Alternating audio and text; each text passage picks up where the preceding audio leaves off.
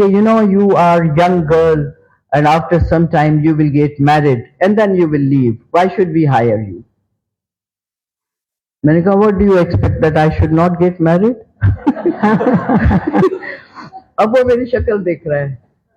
میں نے کہا اچانک مجھے یاد آیا. I said I think there are couple of professors who are already married. Apa Meena Khamisani was there. Apa Khalda Faruqi was there. There was couple of other teachers.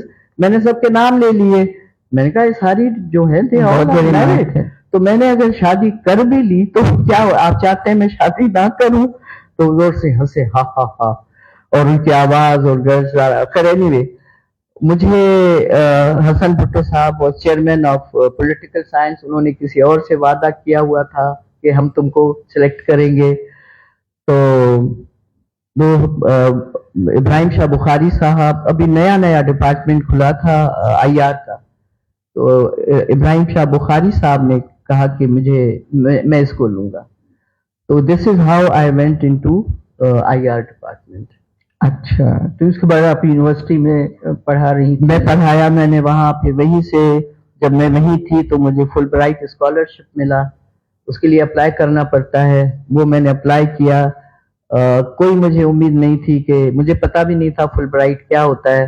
وہ وہاں پر پاک امریکن کلچر سینٹر ہوتا تھا, اس میں نظام شیخ صاحب ہوتے تھے.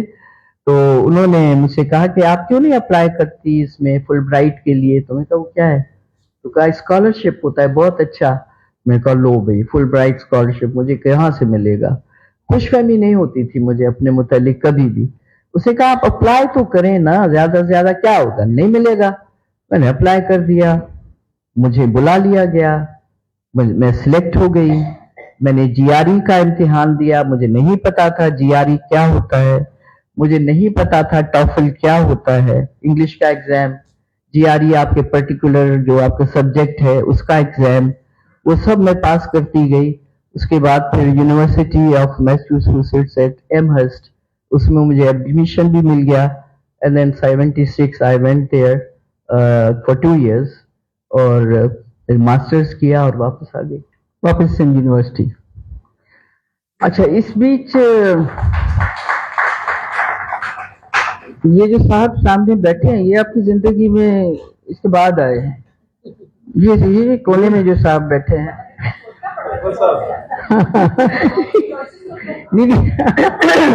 یہ ان کا میری گھبرا گئے ہیں کہ کون سے صاحب بیٹھے ہیں. ان کا میری زندگی میں آنا یہ بھی ایک بہت مزیدار. مگر یہ کس دور میں آئے ہیں جب آپ واپس آئے؟ تو اس دور میں یہ اکبر راشدی صاحب آپ کی زندگی میں آئے ہیں. ہاں سید غلام مصطفیٰ شاہ نے آپ کو چیلنج کیا, یہ بات کہہ رہے ہیں؟ یہ بات ہم تک نہیں پہنچ رہی.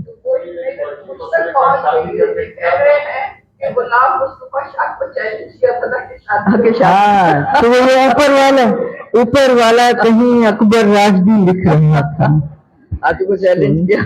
چیلنج ہوا. یہ آیا آپ کی زندگی. ملاقات میری ہوئی تھی جب میں واپس آئی تھی. شیخ ایاز صاحب ہمارے وائس چانسلر. اچھا آپ ہاں تب وہ غلام مصطفیٰ ریٹائر ہو گئے تھے اور ان کے بعد یہ تھے پیپلز پارٹی کی گورنمنٹ تھی. بھٹو صاحب نے ان کو رکھا تھا شیخ ایاز صاحب کو ایز اے وائس چانسلر. وہ بہت عجیب ایک دور تھا جو میں نے 2 سال تو مس کیے کیونکہ میں تو چلی گئی تھی پڑھنے کے لیے.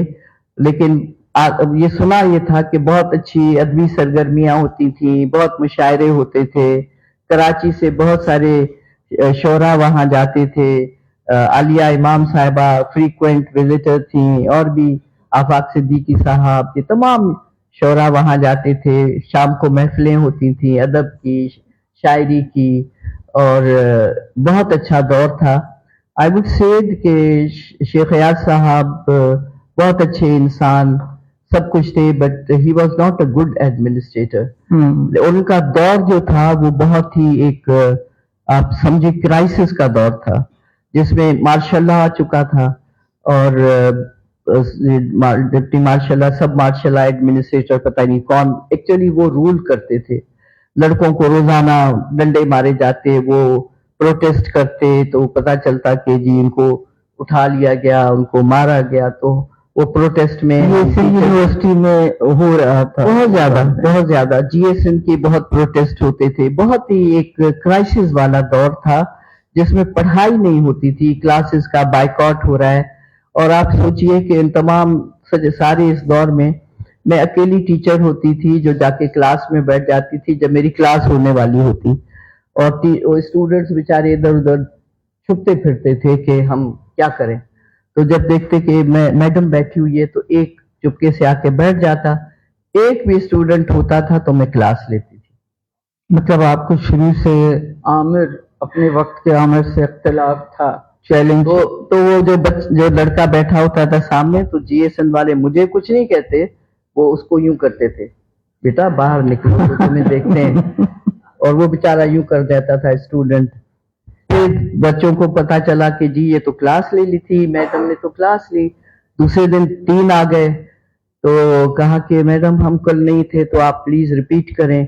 मैं कहा नहीं, मैंने अपना लेक्चर कर दिया, आप लोग नहीं आए, मैं रिपीट नहीं करूंगी, अगर आपको सुनना होता है तो क्लास में आ जाया करो। तो इस तरह से 4 5 6 स्टूडेंट आके बैठ जाते थे। तो शायद पूरे यूनिवर्सिटी में एक यही क्लास होती थी जो चलती थी। चलिए अब इसमें एक और तरफ आते हैं। बेनजीर भुट्टो से बड़ा आपका गहरा बचपन का पुराना ताल्लुक रहा है। मैंने अभी जिक्र भी किया था आप के साथ, पर उसको मैं आगे नहीं बढ़ा सकी कि शिरीन बेगम के साथ भी आपके घर का ताल्लुक था, जो भुट्टो साहब की बड़ी बेगम थी।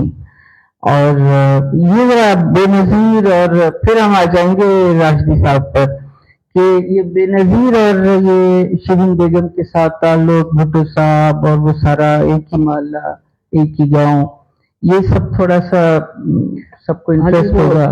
हमारा घर मैंने जैसे बताया कि बहुत नजदीक था। वो मेरी अम्मी को वो बहन कहती थी, और मेरी बड़ी बहन जो है उनको बुला के वो खत लिखवाती। खातून थे, बहुत अच्छी, बहुत अच्छी, बहुत खूबसूरत, क्योंकि इनके वालिद साहब ने कोई 7 शादियां की थी और उनको ख्वाहिश थी बेटे की औलाद की। लेकिन उनकी अजीब बात है कि 7 बीवियों में से मेरे ख्याल में दो या 3 बीवियों में से औलाद हुई, लेकिन सब लड़कियां। तो जो ये अदी शिरीन, जिसको अमीर बेगम भी कहते हैं, वो और अदी अख्तर, जिसकी शादी फिर कर दी गई थी मुमताज भुट्टो के वालिद से, because she was interested in somebody else. तो कहा गया कि ये कैसे हो सकता है, तो इसको बूढ़े के साथ ब्याह दो। तो वो सी शादी तो हुई, लेकिन वो कभी रही नहीं उधर। तो ये 2 बहनें होती थी, एक दूसरे से बहुत इनकी मोहब्बतें होती थी। और अदी अख्तर भी बहुत खूबसूरत, she was very, both of them. Bhutto साहब रहते तो नहीं थे उनके साथ, लेकिन उनका ख्याल बहुत करते थे। कहीं भी जाते, कहीं भी एज अ फॉरेन मिनिस्टर या कहीं, तो उनके लिए तोहफे लेकर आते हर तरह से। इसी तरह से बेनजीर, इन बच्चों के साथ उनकी बहुत मोहब्बत थी, बेनजीर के साथ, मुर्तजा के साथ, लेकिन शाहनवाज के साथ उनकी खास मोहब्बत थी। अच्छा। जो फ्रांस में जिनको जहर दिया गया था। सनम छोटी होती थी, जब हम जाते मुर्तजा, तो एक बिल्ली होती थी, वो लेके घूम रही होती थी।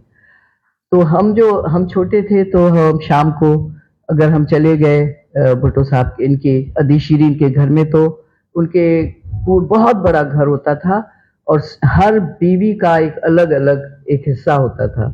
तो शाम को गर्मियाँ, तो वहाँ वो छिड़कार सिंधी में कहते हैं, वहाँ पानी वानी डाला जाता, और झली होती थी कि हाथ से झलने वाला पंखा, वो 2 औरतें वो झली चलाती थीं, और उसमें छिड़काव होता था पानी का ताकि ठंडक रहे। हम जाते थे, अदी शिरीन मुझे गोद में बिठा लेती, हम उनके गोद में खेलते करते। उनके बाग में बहुत सारे जानवर होते थे, परिंदे होते थे, तो हम उनको, मसलन हिरन भी थे, तो और भी जानवर, परिंदे, मोर, बहुत हम उनसे खेलते रहते। और वो मेरी बहनों से बात करती रहती, लेकिन उनसे वो रिश्ता आखिर तक कायम रहा। और एक बात मैंने आपसे सुनी कि آپ کی جو بہن تھی جن کی دوستی تھی امیر بیگم صاحبہ کے ساتھ، تو وہ بھٹو صاحب کو خط انہی سے لکھواتی تھی آپ کی بہن کے ذریعے. وہ کیا وہ جو بتاتی تھی وہ لکھتی ہوں گی جو بھی، لیکن وہ ان سے خط لکھواتی تھی اور ان کے جواب آتے تھے، پتہ نہیں کون پڑھتا تھا. تو یہ تمام چیزیں مطلب یہ اتنا ہمارے خاندان میری بہنوں کے ساتھ ان کا بہت تعلق رہا. اور پہلے تو وہ کہیں آتی جاتی نہیں تھی، لیکن بہت آگے چل کے پھر وہ کراچی بھی آنے جانے لگی، پھر وہ حیدرآباد بھی جاتی تھی، میرے بہنوں کے پاس جاتی تھیں، ان سے ملنے جاتی تھیں. ایک بچی انہوں نے اڈاپٹ کی تھی، پھر ان کو کراچی میں گھر ور لے کے دیا. اچھے جب دن آئے پیپلز پارٹی کے، ان کے میاں کو کسٹم میں نوکریاں دلوائیں. وہ انہوں نے ان کے ساتھ نبھایا نہیں نبھایا وہ تو دوسری بات ہے، لیکن اس طرح سے وہ انہوں نے اپنا رابطہ ہمارے ساتھ وہ جاری رکھا. تو یہ جب آپ کی ملاقات راشدی صاحب سے ہوئی تو یہ شادی کا فیصلہ یہ کس کی طرف سے پروپوزل تھا؟ آپ تو بہت ہی زبردست رومانٹک ڈرامہ کرنے والی ریڈیو حیدرآباد کی آرٹسٹ تھی، اور یہ ان کو ابھی بھی خوبصورت ہے، ان کو بھی جوانی میں دیکھا ہے، بہت ہی ہینڈسم. تو یہ معاملہ کیسے طے ہوا؟ میں نے سنا ایسے اس زمانے میں بیچ میں اس کی رازدار صرف ایک یہ سامنے بیٹھی ہے یہ سلطانہ ہے. یہ انہوں نے یہ راز مجھے ابھی تک نہیں بتایا، اتنی سارے راز بتانے کے باوجود. اچھا نہیں میں کس کو بتاتی، میں تو اسی کو بتاؤں گی نا، کیونکہ ایک دفعہ یہ مجھے شاید کراچی چھوڑنے آیا تھا. میں نکلتی تھی یونیورسٹی سے کیونکہ اس کے پروگرام کی ریکارڈنگ ہوتی تھی، رات میں ہوتی تھی فروزاں کی ریکارڈنگ. پھر یہ مجھے اپنے گھر لے کے جاتی تھی، رات پوری رات ہم باتیں کرتے تھے. صبح کو پھر اس کے پروگرام کی ریکارڈنگ ہوتی، روشن تارا. یہ ٹیلی ویژن والا دور ہے. ہاں یہ ٹیلی ویژن والا. ہاں اور پھر میں یہ مجھے بس پہ چھوڑنے آتی، میں بس میں بیٹھ جاتی اور پھر گاڑی کھاتا میں اتر جاتی تھی. تو اس میں ان سے ملاقات ہوئی تھی سندھ یونیورسٹی میں. میں جب واپس آئی تو مجھے ڈپارٹمنٹ کا میں چیئر پرسن بنی. تو ڈپارٹمنٹ کا حال بڑا خراب تھا، تو میں نے کہا کہ وائس چانسلر صاحب سے میں ریکویسٹ کروں کہ بھئی ذرا اس کا کچھ کر دیجئے. تو میں نے ٹائم لیا، میں گئی آفس، تو پی ایس کے پاس میں پہنچی تو دو لوگ میں نے دیکھے وہاں کھڑے تھے. ایک عاشق اربانی صاحب آپ جانتی ہیں، بہت اچھے فوٹوگرافر اور ٹی وی کے پلیز میں کامیڈی شو میں وہ بہت انہوں نے رول بھی کرتے تھے. اور ان کے پاس میں نے دیکھا ایک بہت ہی خوبصورت بندہ کھڑا ہے، حسین. تو میں نے میرا منہ تو نہیں کھلا لیکن میں نے دل ہی دل میں اپریشیٹ کیا کہ واٹ دا ہے. ہاں مجھے ابھی بھی یاد ہے، وائٹ شرٹ، وائٹ پینٹ، شاید جوتے بھی وائٹ ہوں گے، اور ہاف سلیوز، اور یوں کر کے بالکل لاپرواہ، مطلب کوئی فرق نہیں میں کون ہوں کیا ہوں. انہوں نے کوئی خاص کیا بہت بڑی چیز بن چکی تھی محتاب چلنا.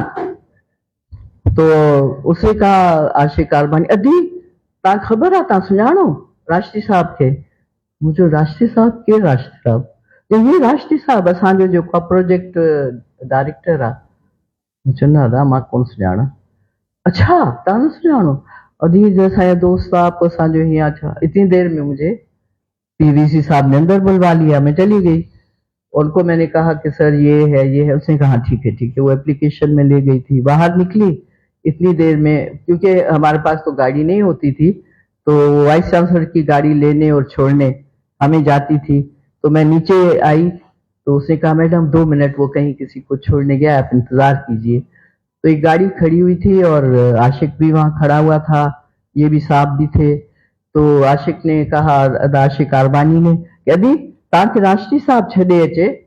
تو میں نے ان کی طرف دیکھا تو راشدی صاحب نہ ہاں بولے نہ بولے، کھڑے ہوئے ہیں. میں نے کہا لو بھائی یہ آدمی ہے جو کچھ کہہ ہی نہیں رہا ہے خود سے. میں کہا نہ کوئی بات نہیں، ابھی گاڑی آ جاتی. نہیں کہا اس نے. آپ اتنی مشہور ہو چکی تھی کہ آپ کو پہلی بار کوئی بندہ ایسا ٹکرایا ہے کہ نہیں بولا کہ بھائی چلے میں آپ کو ڈراپ کر دیتا ہوں. اس نے کچھ نہیں بولا. میں کہا نہیں بولتا ہے تو نہیں بولے، مجھے کیا ضرورت پڑی ہے. خیر ہے یہ راز آج کھلا ہے. اچھا مزے کی بات میں دوسرے دن تشریف لائے میرے دفتر، ان کو انسٹرکشنز ملے کہ بھئی آپ جائیے گا IR ڈپارٹمنٹ چیئرپرسن سے ملیں، ان کو کیا کام کروانے ہیں. تو یہ آئے میرے پاس، کہا کہ جی بتائیے. میں نے کہا جی یہ میرا دفتر یہ ٹھیک کرنا ہے، لائبریری میں رنگ کروانا ہے، اور اسٹاف روم میں وغیرہ وغیرہ. تو اس نے کہا اچھا آپ یہاں کیا چاہیں گی؟ تو میں نے کہا کہ اچھا اس میں جو ہے آپ پنک کلر کروائیں میرے دفتر میں. تو ہی لکڈ ایٹ می، کہتا ہے کہ دفتر میں پنک کلر نہیں چلتے ہیں. میں کہا اچھا تو پھر جو آپ کا دل چاہے. تو اس نے کہا ہاں ٹھیک ہے آف وائٹ بہت اچھا ہوگا میں آپ کے. تو انہوں نے پھر میرے پورے ڈپارٹمنٹ کو بہت اچھی طرح سے جو بھی ضرورت تھی وہ پوری کی. اتنی دیر میں گفتگو پھر بات. میں نے جا کے اپنی بہن سے پوچھا، باجی عزیز سے، میں کہا یہ کون آدمی ہے؟ یہ پتہ نہیں کون، راشدی صاحب سب کہہ رہے ہیں. مجھے کہا بہت اچھا لڑکا ہے، آفتاب کا دوست ہے، اور بہت اچھا، بہت تمیزدار، ہمارے گھر آتا ہے. میں کہا اچھا، اوہو. تو جب گھر آتا ہے تو پھر گھر آتا ہے. تو آپ نے کہلوایا کہ گھر آؤ. ڈپارٹمنٹ کا رنگ نہیں کروانے کے ایسے رنگ مجھ پہ تو جی. تو پھر اس کے بعد آپ کی جگہ سے بڑی بڑی مشہور شادی تھی سندھ کی، اور مجھے معلوم ہے پیر حسام الدین راشدی اس میں ان کی طرف سے سب کو دعوت نامے گئے تھے. اور میرے ساتھ میں بیڈ ریسٹ پہ تھی. سو میری پہلی بار ان سے بات ہوئی فون پر. میری بھی راشدی صاحب کی طرح انہوں نے کہا میں حسام الدین راشدی بول رہا ہوں. میری بھی ٹانگیں کانپنے لگی مجھ سے کیوں بات کر رہے ہیں. تو انہوں نے کہا کہ یہ شادی ہے اور آپ اس میں ضرور آئیں. تو خیر میں نے تو معذرت کی کہ میں آ نہیں سکوں گی، لیکن وہ میری ان سے پہلی بار فون پر بات ہوئی. وہ کیا علیشان بندے تھے، کیا سندھ پر بڑے ان کے احسانات ہیں انہوں نے. اور ظاہر ہے کہ راشدی صاحب اسی خاندان سے ہیں. جی اس میں حسام الدین راشدی کی جو انٹری ہے وہ بہت دلچسپ ہے، کیونکہ ہمارے قصے محبت کے ادھر ادھر تھوڑے پھیلنے لگے تو ان کے کانوں تک بھی بات پہنچی. تو انہوں نے ان کو بلایا اپنے پاس. ان کے پاس بہت فریکوینٹلی ہی یوزڈ ٹو گو ٹو ہم. تو اسے اس کو بلایا اور اسے کہا کہ میں نے کچھ سنا ہے. پوچھا اس سے کہ کیا سنا ہے. تو پوچھا کہ کیا تم اس لڑکی سے شادی کرنے جا رہے ہو؟ اس نے کہا جی. تو کہا پھر؟ تو نے کہا میرے والد صاحب نہیں مان رہے ہیں. ان کے والد صاحب نہیں مان رہے تھے. انہوں نے جب بتایا گھر والوں کو تو ایز یوزول جیسے ہوتا ہے کہ اتنی جو ٹی وی پہ آتی ہے، پڑھاتی ہے، اتنی بڑی افسر ہے، تو تمہارا کون سا گھر سنبھالے گی، بچے سنبھالے گی، کیا تمہیں کھانا بنا کے کھلائے گی، کیا کرے گی؟ تو اس نے کہا جو بھی ہے بس شادی اسی سے کرنی ہے. تو انہوں نے جب ان کو کہا کہ وہ نہیں مان رہے، اس نے کہا چھوڑو تم اپنے باپ کو، میں تمہاری شادی کرواؤں گا. اور میں آج سن رہی ہوں کہ وہ پرسنلی آپ سب لوگوں کو فون کر رہے تھے. کمال کیا تھا انہوں نے. اپنے ان کی طرف سے جو شادی کا دعوت نامہ تھا وہ پیر حسام الدین راشدی کی طرف سے تھا. اور آپ یقین کریں مجھے تو بعد میں پتا چلا کہ پاکستان سے کون ایسا مشہور آدمی، رائٹر، صحافی، پروفیسر وہ ہوگا جو نہ آیا ہو اس شادی میں. اور دوسری بڑی بات کہ بے نظیر بھٹو صاحبہ، مجھے عبداللہ میمن صاحب کمشنر ہوتے تھے حیدرآباد کے. اچھا یہ اور میری بہنیں اور پھر حسام الدین راشدی گئے تھے بیگم نصرت بھٹو کو شادی کی دعوت دینے کے لیے. انہوں نے یہ ڈیٹ دی تھی 26 فیبروری. حالانکہ کچھ اور پروپوز اس نے کہا نہیں 26 کو آپ کرو. 26 ہو گئی تو مجھے عبداللہ میمن صاحب نے فون کر کے کہا کہ ادھی آپ فکر نہیں کرنا، ہم نے سارا سیکیورٹی کا انتظام اور پروٹوکول اور یہ سب کچھ ہم نے کیا ہوا ہے. تو اور بے نظیر صاحب آ رہی ہیں. تم نے کہا بے نظیر صاحب آ رہی ہیں؟ میں پریشان ہوں. میں نے کہا تو بیگم بھٹو کو آنا تھا، بے نظیر کہاں سے آ رہی ہیں؟ تو کہا کہ بے نظیر بھٹو آ رہی ہیں اور آپ بالکل پریشان ہیں، سارا سیکیورٹی کا ارینجمنٹ ہے. تو that's how Benazir came along with Sanam along with Nasir جو ان کے منگیتر تھے. ان کی دو دوستیں ہوتی تھی میرے خیال میں، سائرہ اور ان کی بہن، ایک سیکٹری بھی بنی تھی ویمن ڈیولپمنٹ کی. وہ لوگ آئے تھے سب لوگ. اور آپ نے میرے گھر میں تصویریں دیکھی ہیں بڑی مشہور وہ تصویر جو بے نظیر آپ کے کان میں سرگوشی کر رہی ہیں، وہ تصویر بڑی مشہور ہوئی تھی ان دنوں اخبارات میں. اچھا میک اپ اس نے شادی کا میک اپ اس نے کیا اور مجھ سے کہتی میک اپ، تو میرے پاس تو دو چار چیزیں ہوتی تھی، ایک بلش آن ایک لپسٹک، تو یہ کہتی اس سے کیا ہوگا اب شادی کا میک اپ. میں نے کہا میرے پاس تو یہی ہے. پھر یہ اوپر کھڑکی سے شبو تمہارے پاس کچھ میک اپ ہے، میری بھابھی کو کہ جی جی آپا جی آپا. وہ بیچاری اپنا سارا میک اپ کا سامان لے کر آئی، اس نے میرا شادی کا میک اپ کیا اور اتنا اچھا کیا. میں کسی وہ بیوٹی پارلر میں نہیں گئی تھی. اور یہ کریے میں کہوں کم کرو زیادہ نہیں کرو، چپ کر کے بیٹھو میں کر رہی ہوں کچھ نہیں ہوگا. اچھا بے نظیر کے ساتھ جو تصویر ہے وہ مشہور ہے، وہ سرگوشی میں کیا آپ کو دعائیں دے رہی تھی، کیا ہو رہا تھا؟ وہ میرے کان میں آہستہ سے کری کہ یہ آدمی تم کو کدھر سے ملا. یہ مونچھا والا ہسبینڈ اچھا ہوتا ہے، یہ آپ کا مشورہ تھا. اب یہ تو ہم تو پوچھنا تو آپ کو چاہیے، وہ بعد میں. تو اس نے پہلا سوال یہ کہ یہ تم کو کدھر سے ملا. میں نے کہا قسمت. چلیے اس کے بعد آپ کا سارا جو بیوکریسی کی تو آپ یونیورسٹی سندھولوجی یہ سب کو پتا ہے، اور اس کے بعد آپ سیکرٹری کلچر ہوئی اور پھر ایجوکیشن کی طرف سیکرٹری ایجوکیشن ہوئی آپ. اور یہ ساری باتیں جو ہیں ایکچولی یہی باتیں ہیں جو سب کے سامنے منظر پر ہیں. پھر اس کے بعد آپ کے دو بچے بڑے ماشاءاللہ. رافع تو ابھی بہت بڑا فلم ڈائریکٹر بن چکا ہے، جس کے ابھی دیمک فلم چلی اور باہر سے بڑے اس نے انعامات جو ہیں وہ سمیٹے ہیں، ایوارڈز یہ وہ. اور آپ کی زندگی میں رافع کے ساتھ پروین شاکر کا بیٹا، وہ دونوں مل کے کام کر رہے ہیں. آپ کی زندگی میں پروین شاکر کی دوستی بھی رہی ہے. خیر بڑے لوگ آپ کی زندگی میں آئے.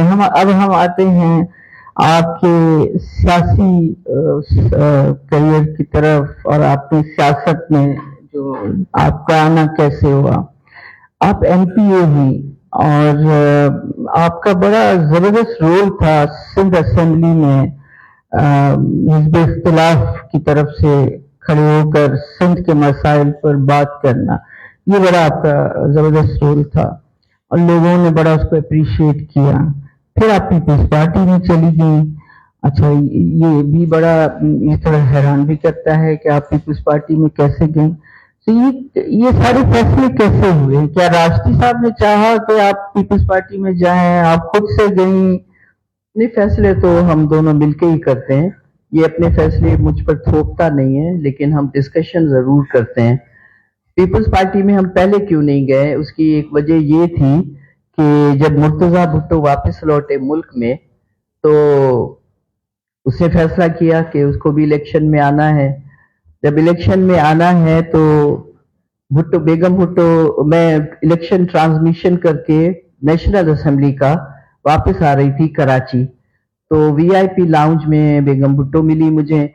وہ آئی تو میں نے کہا کہ نیشنل اسمبلی کے پتہ نہیں کتنی کانسٹیٹیوئنسی سے مرتضیٰ کھڑا ہوا، ایک بھی سیٹ اس نے نہیں جیتی، اور آپ جو ہیں پتہ نہیں کدھر سے آ رہی ہیں، آپ نے اس کی تو ورک ہی نہیں کی ہے.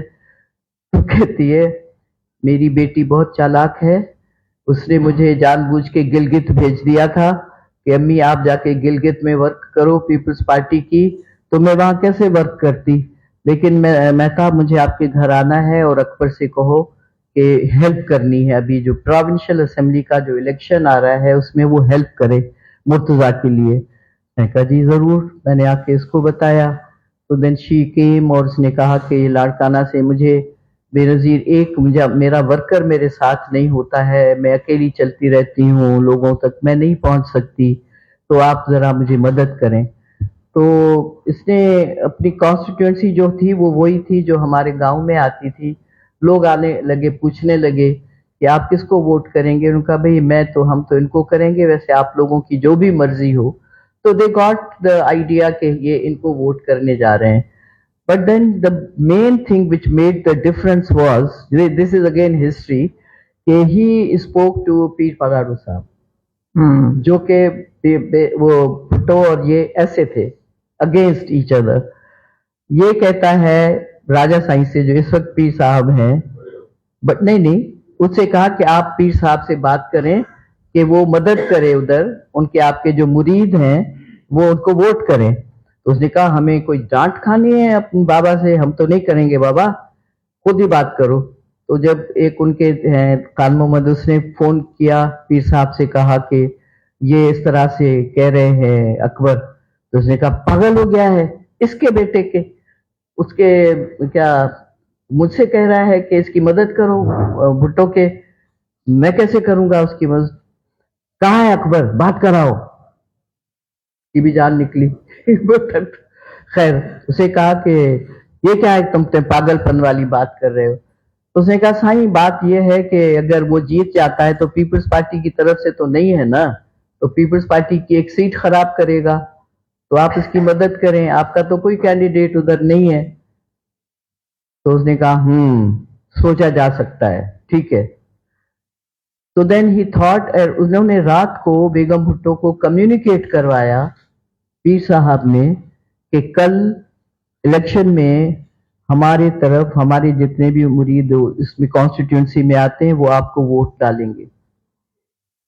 یہ رات کے 10-11 بجے ان کو کمیونیکیٹ ہوا، اور جتنے ووٹ پڑے اس میں وہ ووٹ تھے جو پیر صاحب کے کہنے سے پڑے، کیونکہ وہ جو جیتا ہے وہ میرے خیال میں 2,500-3 ہزار ووٹ سے جیتا. یہ چیز بہت بری لگی پیپلز پارٹی کو، خاص طور پر بیگم اشرف عباسی، کیونکہ منور عباسی کو ہرایا تھا.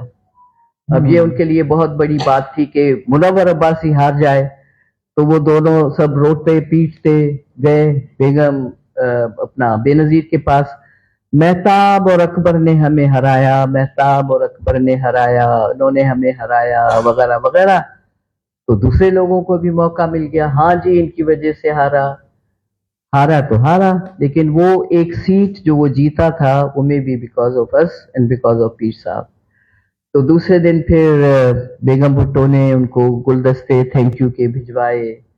یہ آف تو مطلب پیچھے پیچھے یہ باتیں ہو رہی تھی، تو ان کا بہت ایک عزت اور محبت والا ایک سلسلہ تھا، not openly but even otherwise. تو اس طرح سے بے نظیر ہم سے تھوڑا خفا ہو گئی، یہ چیز تھی. تو ہم نے بھی کہا بھائی ٹھیک ہے، خفا ہے تو خفا ہے، وہ بھٹو کا بیٹا تھا، ضیاءالحق کا تو نہیں تھا، ہم اس کو کیوں نہیں مدد کرتے، یہ ہماری بات تھی. تو دیٹس وائی شی واز ایک ڈسٹینس جسے کہتے ہیں وہ پیدا ہو گیا. He was a project director Asian development bank کا، اس کو وہاں سے ہٹوا دیا گیا. 3 سال اس کو پوسٹنگ نہیں ملی، اس کو تنخواہیں نہیں ملتی تھیں، اور یہ سزائیں ملی ہمیں اس کی. اور اس کو کورٹ میں جانا پڑا، پتہ نہیں کدھر کدھر جانا پڑا کہ بھئی میں نے قصور کیا کیا ہے. خیر آپ اس طرح کے کام کرتے ہیں تو جو بھی پھر پاور میں آتا ہے وہ پاور دکھاتا بھی ہے، لیکن ہم نے ان کو کبھی یہ نہیں کہا کہ آپ نے یہ کیا اور آپ نے وہ کیا. مگر یہ بتائیے ابھی آپ جو پیپلز پارٹی میں ہیں، تو یہ پیپلز پارٹی نے آپ سے بدلہ لیا ہے یا آپ نے پیپلز پارٹی سے بدلہ لیا ہے؟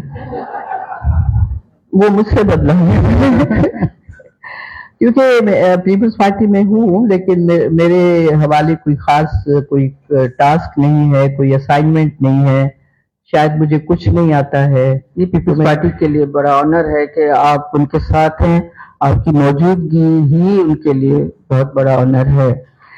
اچھا اب آتے ہیں اس کتاب کی طرف، تھوڑا سا اس پر بات. اس کا عنوان ہے کچھ بھی نہیں بدلا. یہ بہت بڑا کمنٹ ہوتا ہے جو آپ پوری ایک زندگی گزار کر ایک پورا زمانہ دیکھ کر اور پھر ایک کمنٹ کرتے ہیں کہ زندگی یا تو بہت کچھ بدل چکا ہے یا تو کچھ بھی نہیں بدلا. اس میں ایک مایوسی بھی نظر آتی ہے کہ کچھ بھی نہیں بدلا، ہم وہیں کے وہیں کھڑے ہیں. سیاست میں بھی آپ ہیں، بہرحال آپ اسمبلی میں بیٹھتی ہیں، آپ کے سامنے سیاسی منظر نامہ پورا واضح ہے. آپ کو کچھ کہنا ہے؟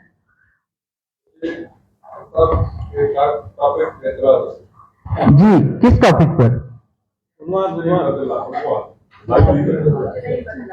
کچھ نہیں بدلا پر آپ کو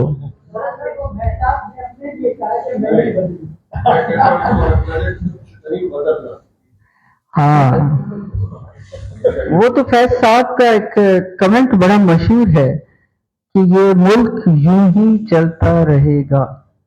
یہ بھی اس سے ملتا جلتا ایک کمنٹ ہے کہ کچھ بھی نہیں بدلا. لیکن اب سیاست میں موجود ہیں، یہ سارا سیاسی منظرنامہ بھی دیکھ رہی ہیں. اچھا، اس سے پہلے یہ کیونکہ کتاب ہے میرے سامنے رکھی ہوئی، میرا خیال ہے کہ یہ اضافی گفتگو ہو جائے گی، لیکن میں ہمارے جو حاضرین مجلس ہیں ان سے ذرا شیئر کرتی چلوں. آپ نے 6 کتابیں لکھی ہیں، 6 کتابوں کی مصنفہ ہیں. آپ کا مطالعہ بڑا وسیع ہے. آپ نے شاہ سائیں کو پڑھا ہے، شاہ سائیں پر آپ کا اپنا ایک مطالعہ ہے اور اس کا بیان آپ نے شروع سے شاہ سائیں کو بالکل صحیح انداز سے پڑھا ہے. میں یہ کتاب پڑھ رہی تھی تو اب یہ اسی سیاسی منظرنامے کے حوالے سے ایک چیز میں نے اس میں کچھ 2-3 مضامین ایسے دیکھے جو اقبال کی شاعری کے حوالے سے ہیں، مگر اقبال کی وہ شاعری جو مسلم امہ کو مخاطب کر کے کی گئی ہے، اس کا ذکر بہت مجھے اس میں نظر آیا. اب پاکستانی مسلم امہ جو ہے وہ تو مولوی بن چکی ہے، اور جو آپ کی جو سوچ ہے اس کے پیچھے، جس طرح شاہ سائی کی بات ہم کرتے ہیں اور میں نے آپ سے کئی بار سنا بھی ہے شاہ سائی کی ابیات اور یہ سارا کچھ، تو یہ ایک دوسرا راستہ ہے تصوف کا، اور جس میں تصوف بھی شاہ سائی کا نہیں ہے بلکہ شاہ سائی کا جو دھرتی سے تعلق ہے، دھرتی کے لوگوں سے تعلق ہے، جو حقوق کی بات ہے، جو حق کی بات ہے، تو یہ مولوی اور حق کا کمبینیشن مجھے آپ کی کتاب پڑھتے ہوئے ملا. اقبال کا وہ مسلم امہ کا جو مولوی بن چکا ہے، اقبال نے کچھ کسی بھی حوالے سے لکھا ہو اور ہم مولوی بن چکے ہیں. یہ تنگ نظری جو سماج میں، ریاست میں، سیاست میں ہر طرح سے آ چکی ہے، اس کے گھیرے میں ہم اس وقت موجود ہیں. آپ اسے کس طرح دیکھتی ہیں as politician? As a politician تو میں چیزوں کو دوسرا تناظر ہوتا ہے، لیکن جو آپ حوالے دے رہی ہیں کہ شاہ عبد اللطیف بھٹائی ہیں اور ایک طرف اقبال ہیں. اقبال نے جب تصور دیا مسلم امہ کا تو اس کے سامنے ایک دوسری دنیا تھی، اور ان کے سامنے یہ تھا کہ اتنا پوٹینشل ہے مسلمانوں میں کہ اگر وہ ایک ساتھ جڑ جائیں، ایک ہو مسلم حرم کی پاسبانی کے لیے، ٹھیک ہے، تو کیا نہیں ہو سکتا. لیکن ایک ہونا جب ایک ہی نہیں ہوتے، تو یہ خواہشیں تو بہت سے شاعروں نے کی ہوئی ہے. تو اقبال جو تھے وہ کوئی رومانی شاعر تو نہیں تھے، ان کا تصور، ان کا خیال جو تھا وہ بہت دوسری جگہ جاتا تھا. بہت ہی ان کی تخیل غرناطہ میں جا رہا ہے تو اس کی کیا شاعری، وہ تو زبردست. میں وہی کہہ رہی ہوں کہ آپ وہ غرناطہ میں جا کے پوری آپ کو اسلام کی تاریخ ان کی شاعری میں نظر آتی ہے. اسی طرح سے آپ ان کی شاعری آپ دیکھیے، جتنے بھی ان کے اشعار ہیں اس کے پیچھے ایک جو محور اور مرکز آپ کو سوچ کا نظر آتا ہے، وہ مسلمانوں کا اتحاد، کہ کسی صورت یہ متحد ہو جائیں. لیکن جب آپ تاریخ کو پڑھتے ہیں تو ہمیں تو 3-4 خلفاء کے بعد ہی یہ چیز ان کی زندگی میں ہی نہیں ہوا، اور ان کے حضرت علی کے بعد تو تاریخ ہی دوسری ہو گئی اور اتنے سانحے ہوئے. تو ہم کب متحد تھے مجھے یہ بتائیے. حضرت علی کی فہم و فراست کی اگر آپ بات کرتے ہیں تو آپ یہ سوچ لیجئے کہ وہ شخص جس کو حیدر کرار کہا گیا اور رسول اللہ نے ان کو ذوالفقار اور اس کے یہ خطابات دیے گئے، ان کے ہاتھ میں تلوار تھما دی گئی اور کہہ دیا کہ خیبر کا فاتح یہ ہوگا. وہ شخص جب خلیفہ بنتا ہے تو زندگی ان کی اس میں گزر گئی کہ مسلمانوں کے درمیان جنگ نہیں ہونی چاہیے، اختلاف نہیں ہونا چاہیے. انہوں نے اپنے آپ کو، اس ریزسٹنس کو ہمیشہ روکا کہ جھگڑا نہیں ہونا چاہیے. بنو امیہ ہو، وہ کبھی بھی حضرت معاویہ جو ہے وہ کبھی بھی بیعت کرنے کے لیے نہیں آئے حضرت علی کی، ویسے کی ویسے معاملہ اسی طرح رہا، اور وہی آخر میں جا کے سانحہ کربلا پہ اس کا اینڈ ہوتا ہے۔ یہ ہماری تاریخ ہے جس کی اب آپ جو بھی تشریح کریں، جس طرح سنبھالیں، جس طرح سے ایکسپلین کریں، تو علامہ اقبال کے سامنے بھی یہ تمام چیزیں ہیں۔ انہوں نے جس طرح سے تاریخ کو دیکھا، لیکن ان کے پاس دو کمبینیشن تھے۔ انہوں نے اپنی تاریخ کو بھی دیکھا، پھر وہ پوری دنیا میں گھومے ہیں، پھر مغرب کو انہوں نے دیکھا ہے، پھر وہ جرمنی گئے ہیں، پھر وہاں انہوں نے دیکھا کہ یہ قومیں کیا کر رہی ہیں، انسان کا انر دیکھا۔ تو کہنے کی بات یہ ہے کہ جب شاعر خود کو دیکھیں، باہر کی دنیا کو دیکھیں، پھلتی پھولتی ہوئی ترقی کرتی ہوئی دنیا کو دیکھیں، اپنے روشن ماضی کو دیکھیں، سلطنت عثمانیہ کے 700 سالوں کو دیکھیں، انہوں نے کیا نہیں کیا، لیکن پھر ان کا زوال آپ دیکھیے کہ زوال کیسے آتا ہے۔ تو یہ عروج اور زوال کی کہانیاں، جو رومن امپائر کو آپ دیکھیے وہ کیسے دھڑام سے گر گئی، تو یہ تو قدرت ہے اللہ کی کہ وہ ایک عروج پر جو چیز جاتی ہے وہ تو ایک قانون قدرت ہے کہ جو اوپر گئی ہے اس کو نیچے تو آنا ہی آنا ہے، لیکن اس کو اوپر لے جانے والے بھی انسان ہوتے ہیں جن کے سامنے ایک مقصد ہوتا ہے، اور اس کو گرانے والے بھی وہی انسان ہوتے ہیں جو خود کو سنبھال نہیں سکتے۔ تو مجھے ایسے سمجھ میں آتا ہے کہ کچھ لوگوں کے سامنے زندگی کا مقصد ہوتا ہے، بڑی جد و جہد کر کے وہ مقصد حاصل کرتے ہیں، اور بڑی جد و جہد تک کے بعد وہ اس مقصد کو اپنے آنے والے لوگوں کو ٹرانسفر کرتے ہیں۔ اب اس میں سے کون کیا سیکھتا ہے، کیونکہ ہم یہ دیکھتے ہیں کہ یہ ڈائنسٹیز رہی ہیں، خاندان در خاندان در خاندان، کہاں بابر آیا اور کہاں جا کے آخر میں کون سا تھا جو بیچارہ، وہ اب وہ کس طرح سے دو گز زمین بھی نہ ملی کوئے یار میں، ٹھیک ہے، وہ اس طرح سے ان کا اختتام ہوتا ہے۔ تو یہ ہمارے سامنے ایک پوری تاریخ ہوتی ہے، لیکن پھر ہم نے یہ بھی دیکھا، کسی کا کہا کہ what you learn from history you don't learn any thing from history. ہم پڑھتے ہیں، تاریخ بھی پڑھتے ہیں، سب دیکھتے ہیں، سب سیکھتے ہیں، لیکن ہم تاریخ سے کچھ نہیں سیکھتے، کیونکہ تاریخ آپ کے سامنے کھلی ہوتی ہے، بتاتی ہے کہ عروج کیسے ملتا ہے اور زوال کیسے آتا ہے۔ تو یہ تمام چیزیں ہیں۔ تو اب جو اقبال کا جو فلسفہ تھا وہ تو مسلم امہ کے لیے تھا، جو کسی نے سمجھائی نہیں۔ اقبال آپ کو پسند ہیں، آپ پڑھتی ہیں؟ مجھے لگ رہا ہے ہمیں بھی اقبال بہت بڑی شاعر ہے، بہت بڑی شاعر ہے۔ تو آپ تو آج کل پاکستانی خلفاء کے بیچ میں بیٹھی ہیں، سارے خلیفے اسمبلی میں موجود ہوتے ہیں، اور بڑے سارے خلیفوں کو آپ سن رہی ہوتی ہیں، ہر ایک خود کو بڑا خلیفہ سمجھ رہا ہوتا ہے، اور کیسا محسوس کیسا کرتی ہیں جب خاموشی سے خلیفوں کو دیکھ رہی ہیں بولتے ہوئے؟ اور کیا، میں وہاں خاموشی بڑے معنی رکھتی ہے، میں خاموش ہوتی ہوں اور میں کہتی ہوں میں یہاں کیا کر رہی ہوں لیکن آئی ٹرائی ٹو کنٹریبیوٹ جو بھی with in the parameters of assembly میں کنٹریبیوٹ کرتی ہوں۔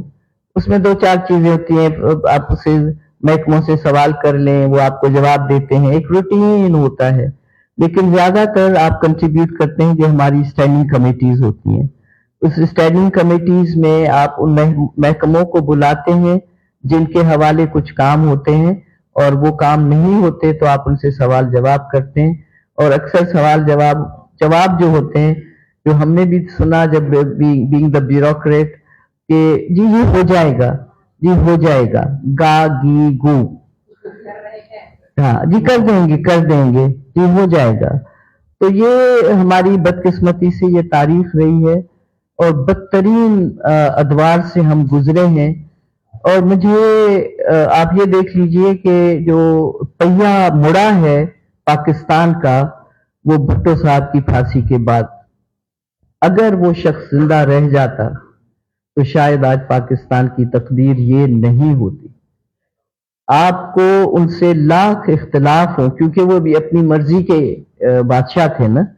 اور میں نے جو انٹرویوز کیے ہیں کے ٹی این کے لیے اس میں نے ان کے ساتھیوں کے انٹرویوز کیے. غلام مصطفیٰ جتوئی, عبدالحفیظ پیرزادہ, مصطفیٰ کھر, ممتاز بھٹو, یہ وہ 4 لوگ تھے جنہوں نے بھٹو صاحب کے ساتھ زیادہ سے زیادہ وقت گزارا, تکلیف والا وقت گزارا, اور اس کے بعد پھر ان کو جو اسائنمنٹس دیے گئے وہ انہوں نے کیسے پورے کیے. مصطفیٰ کھر کا بھٹو صاحب سے اختلاف کیوں ہوتا ہے, ممتاز بھٹو کیا چیزیں بتاتے ہیں کہ کمزوری کیا تھی بھٹو صاحب کی, اور حفیظ پیرزادہ کیا بتاتے ہیں کہ کون سی چیزیں تھیں اگر یہ نہ ہوتی تو شاید ایسے ہو جاتا.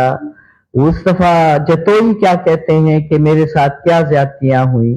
میں اس کتاب کو, ان کو انٹرویوز کو میں نے ٹرانسکرائب کیا ہے اور وہ ابھی بک میں آئیں گی. یہ تاریخ ہے آپ کی. اکبر بگٹی کے پاس ہم گئے تھے, ڈیرا بگٹی ان کا انٹرویو کرنے. جو باتیں اکبر بگٹی نے بتائی ہیں وہ بھی تاریخ ہے کہ پاکستان نے بلوچوں کے ساتھ کیا کیا ہے. آج آپ اس کا نتیجہ دیکھ رہے ہیں جو ہو رہا ہے بلوچستان میں. بٹ کوئی بھی اس ریئلائزیشن کرنے کے لیے موجود نہیں, ان کو لوگوں کو سننے کے لیے کوئی موجود نہیں. کوئی نہیں سننا چاہتا کہ ان نوجوان لڑکیوں اور لڑکوں کا کیا خیال ہے, کیوں نہیں سنا جاتا. محرم بلوچ اگر بول رہی ہے تو اس میں کیا غداری ہے. اس کا بھائی اٹھا لیا جائے, کسی کا باپ اٹھا لیا جائے اور آپ آواز بھی نہ اٹھاؤ, تو ہم کہاں ہیں, کون سے ملک میں ہیں. تو یہ تمام چیزیں جو ہیں یہ اس ملک کے لیے اور لوگوں کے لیے, سوچنے والے ذہنوں کے لیے بہت بڑے سوالات پیدا کرتے ہیں. آپ بھی نہیں بول سکتی, میں بھی 10 دفعہ سوچوں گی بولنے سے پہلے, بھئی میں کوئی ایسی چیز نہ کہوں میرے گھر والے, میرے بچے, میرا میاں میری وجہ سے تکلیف میں نہ آ جائیں. اب ہم اس منزل پہ آ گئے ہیں کہ ہر آدمی سچ بولتے ہوئے ڈرتا ہے. ہماری ہمتیں جواب دے گئی ہیں. میں اگر 78 ایئرز کی ہو کے اپنے لیے کوئی اس طرح کی مخالفتیں کیا میں برداشت کر سکوں گی. اس وقت وہ جو جیل میں بیٹھا ہوا ہے بندہ, مور دین 75 پتہ نہیں کتنا, وہ اتنی ریزسٹنس کے ساتھ, ریزیلینس کے ساتھ, کیا ہے اس کے دماغ میں, کیا ہے. تو یہ سوال ہمارے سب کے سامنے ہے. آپ کسی سے بھی اس کی سیاست پر اختلاف کر سکتے ہیں, لیکن جب آپ جمہوریت جمہوریت جمہوریت کرتے ہیں تو جمہوریت کا مطلب کیا ہوتا ہے کہ اس کو حق ہے بات کرنے کا. آپ اس کی بات سنیں, آپ اختلاف کریں بے شک, لیکن اس کی بات تو سنو. تو ہم کہاں ہیں. تو میں کہا کہ ملک, آخری میں چند سوال کروں گی, 2 سوال, اور پھر میں چاہوں گی آج کے سیشن میں ہم سوال جواب نہیں کریں گے. میں یہاں مہتاب کے بہت ہی قریبی لوگ, بہت ہی قریبی دوست بیٹھے ہوئے ہیں. میں چاہوں گی کہ وہ مہتاب پر اپنا بات کریں 5 منٹ کے لیے. لیکن 2 بڑے سوال کہ پیپلز پارٹی کے دستے شفقت تلے سندھ آج کہاں کھڑا ہے. بہت آزمائش کا وقت ہے, اور یہ کہنا کہ بہت ترقی ہوئی ہے سندھ میں, نہیں ہوئی ہے. لوگ, مجھے تعجب ہوتا ہے کہ اس دور میں جبکہ سوشل میڈیا اور لوگوں کی باتیں پہنچنا بہت آسان ہے, سب کو, کوئی بھی ہو, چاہے وہ پریزیڈنٹ ہاؤس ہو, چاہے پرائم منسٹر ہاؤس ہو, اور کیا کمیٹیاں ہوں یا لیڈرز ہوں, سب تک چیزیں پہنچتی ہیں. فیس بک پہ, ٹویٹر پہ, اس پہ سب پر چیزیں پہنچتی ہیں. تو وہ چیزیں جو پہنچتی ہیں اس میں لوگوں کی تکلیفیں, وہ ان کا ازالہ کیوں نہیں کیا جاتا. آپ اپنے ایجوکیشن سسٹم کو دیکھیں, آپ اپنے ہیلتھ کے سسٹم کو دیکھیں, آپ وہی تقریریں, وہی باتیں سنتے ہیں. 2-4 بہت اچھے انسٹیٹیوشنز بنے, ایسے نہیں ہوا کہ کام نہیں ہوا ہے. NICVD جیسا جو ہاسپٹل بنا ہے وہ آپ کو پورے پاکستان میں نہیں ملے گا، اور جہاں پر ایک پیسہ خرچ کیے بغیر آپ کا علاج ہوتا ہے، بہت اچھی بات ہے۔ اسی طرح سے اور بھی انسٹیٹیوشنز ہیں جو بنائے گئے، لیکن آپ کا تعلیم کا نظام درہم برہم ہے۔ آپ جب میرٹ کی عزت نہیں کریں گے، میرٹ پر آپ ٹیچرز نہیں رکھیں گے، جو کاپی کر کے پاس ہوتے ہیں، آپ کے بورڈز جو ہیں وہ ان کا بورڈز کی پرفارمنس ایک بہت بڑا سوالیہ نشان ہے۔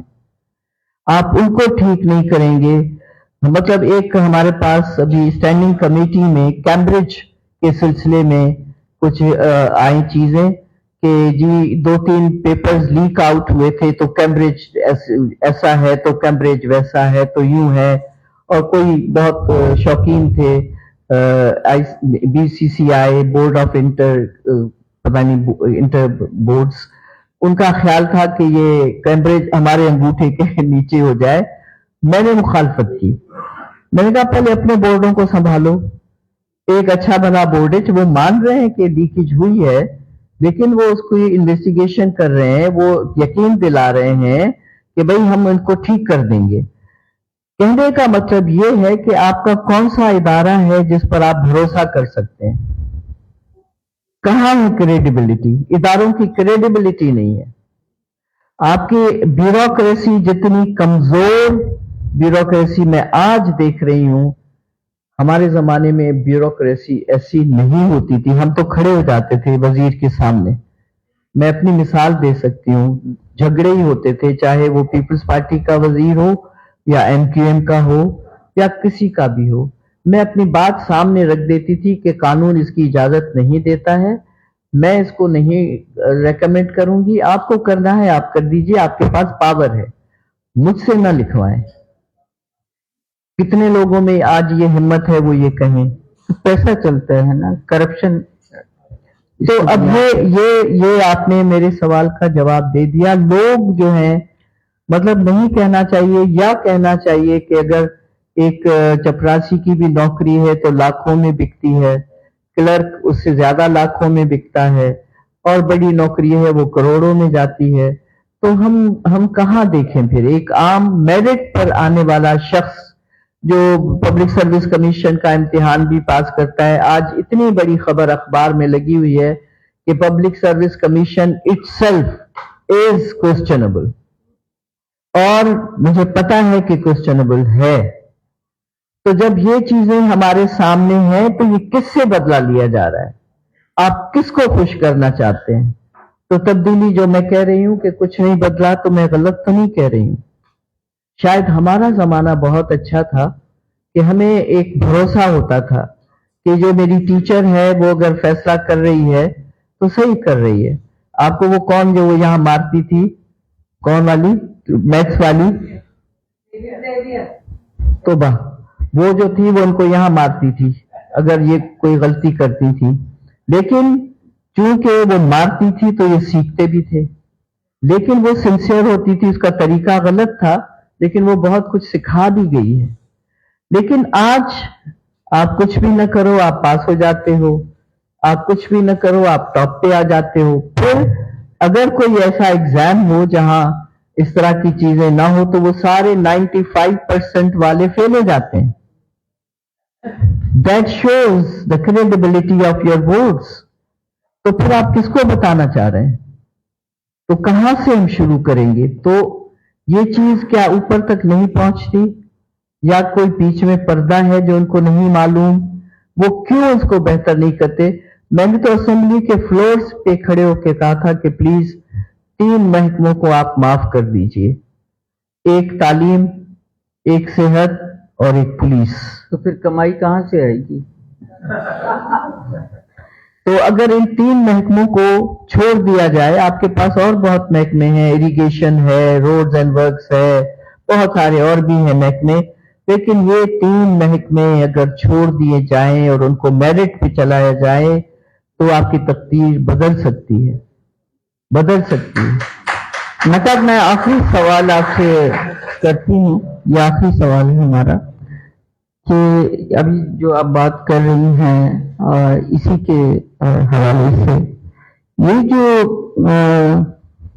40-50 صوبے بنانے کی بات چل رہی ہے اور ہر طرف سے یہ آواز سنائی دے رہی ہے، سندھ بڑا حساس صوبہ ہے اس معاملے میں، اور سندھ کو بھی تقسیم کرنے کی جو بات ہو رہی ہے، آپ ہمارے بڑے میں صرف کیونکہ آپ اسمبلی میں میں اس لیے نہیں کر رہی، کیونکہ آپ پیپلز پارٹی میں ہیں میں اس لیے نہیں پوچھ رہی، آپ ہمارا بہت بڑا سرمایہ ہے، آپ کی آواز بہت ویلیو رکھتی ہے ہمارے لیے۔ آپ کیا سمجھتی ہیں کہ یہ اس طرح کی بات جو ہے، سندھ کو تقسیم کرنے کی بات اور سندھ میں صوبے بنانے کی بات اور کراچی کو الگ کرنے کی بات، یہ سب باتیں آنے والے مستقبل پر، پاکستان کے مستقبل پر کیا اثر چھوڑیں گی؟ دیکھیے یہ بہت نیگیٹو قسم کی باتیں ہیں، کب صوبے تقسیم بھی ہو سکتے ہیں، سب کچھ ہو سکتا ہے، لیکن یہ کہ کراچی کو الگ کر دو اور اس کو یوں کر دو اور وہ کر دو، اسے کیا فرق پڑے گا؟ کیا فرق؟ آپ یہ کیوں نہیں کہتے کہ بھئی کراچی کے حالات کو درست کرو، اس کا جو لوکل گورنمنٹ کا سسٹم ہے اس کو اکاؤنٹیبل بناؤ؟ آپ یہ کیوں نہیں کہتے کہ ابھی تک لوکل گورنمنٹ کے الیکشنز کیوں نہیں ہوئے ہیں سندھ میں؟ کیوں نہیں ہوئے ہیں؟ یہ تو پیپلز پارٹی کے ہاتھ میں ہے نا، کیوں نہیں ہوئے؟ آپ کو دیکھیں، آپ لندن جائیں تو یہ کاؤنٹیز ہوتی ہیں، ہم جو لیجسلیٹرز ہیں ہمارا کام نہیں ہے سڑکیں بنانا، ہمارا کام تو اس میں اسمبلی میں بیٹھ کے قانون سازی کرنی ہے، ہم کیوں اس میں کودتے ہیں؟ مجھے یہ سڑک بنانی ہے، مجھے یہ کرنا ہے، مجھے فنڈ چاہیے، میرا کام نہیں ہے یہ۔ لیکن وہاں جو کاؤنٹیز ہیں وہ کسی اور کا کام ہے، وہ کاؤنٹیز بنتی ہیں، لوگ انہی کو اکاؤنٹیبل سمجھتے ہیں، ان کی سڑکیں، پانی، جو کچھ بھی ان کی ضروریات ہیں وہ سارے وہ نیچے ادارے کرتے ہیں۔ ہمارے پاس لوکل گورنمنٹ کے نہیں ہوتے الیکشنز، ان کو فعال نہیں کیا جاتا کیونکہ پیسہ بہت ہے اس میں۔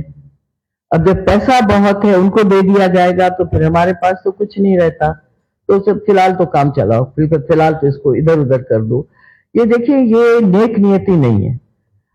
کراچی کو بہت اچھا بنایا جا سکتا ہے اگر آپ لوکل گورنمنٹ کے سسٹم کو، میئر کو، ان چیزوں کو آپ اتھورائز کر دیں اور ان کے جو فنڈز ہیں وہ آپ اسی جگہ استعمال کریں۔ جو ٹاؤن کمیٹیز ہیں، جو ڈسٹرکٹ کمیٹیز ہیں، وہ کیوں نہیں اپنے آپ کو سنبھال سکتے؟ سنبھالا جا سکتا ہے مائک۔ تو یہ تمام چیزیں اوپر سے فیصلہ کرنے والے جو ہیں وہ ایسے فیصلے کرتے ہیں جن کا امپیکٹ جو ہے وہ پھر پوری جنریشنز پر آتا ہے۔ ایک غلطی آپ کرتے ہیں، آپ کی پوری جنریشنز بھگتتی ہیں۔ جو کچھ وہاں ہوا مشرقی پاکستان میں، کیا وہی کام آج بلوچستان میں نہیں ہو رہا ہے؟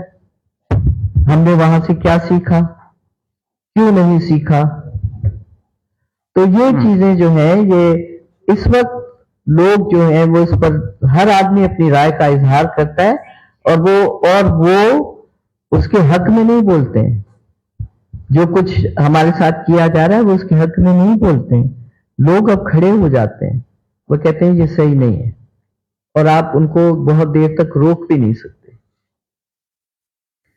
بہت شکریہ مہتاب، آپ کے ساتھ تو لمبی گفتگو کی جا سکتی ہے، میں تو آپ کے ساتھ ویسے بیٹھوں تو میں آپ کو کہوں کہ شاہ کے بیت سنائیں اپنی آواز میں، وہ آواز جو ریڈیو پاکستان حیدرآباد سے سنائی دیتی تھی، اور اس میں شاہ کے بیت۔ میں آپ کو یہ بھی کہوں کہ آپ ذرا وہ رومانٹک ڈائلاگ اگر یاد ہے جو مصطفیٰ قریشی کے ساتھ آپ نے بولے ہیں، ذرا وہ بھی سنا دیں۔